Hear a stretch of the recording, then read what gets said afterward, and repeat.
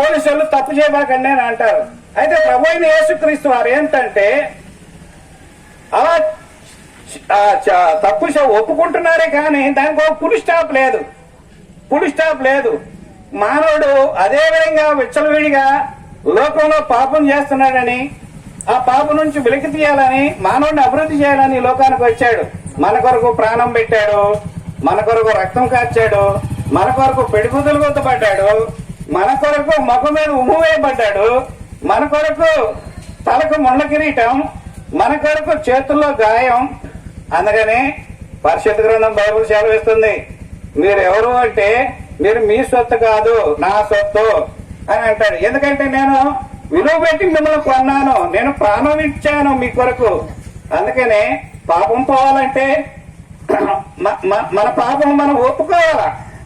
అందుకని పరిశుద్ధ గ్రంథం బైబిల్ సెలవిస్తా ఉంటది, అతిక్రమంలో దాచిపెట్టువాడు వర్ధిల్లడు, వాటిని ఒప్పుకొని విడిచిపెట్టితే కనికరం పొందనని.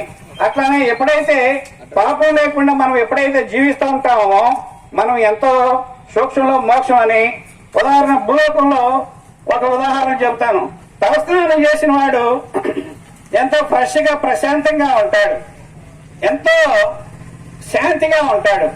అదే తలస్నానం చేయకుండా ఒక నెల రోజులు ఉన్నవాడు ఎంతో అమాయకత్వంగా ఏదో పోగొట్టుకున్నట్టు, లేకపోతే ఎంతో చికాకుల్లో ఎంతో ఇబ్బందుల్లో ఉన్నట్టు అనిపించింది.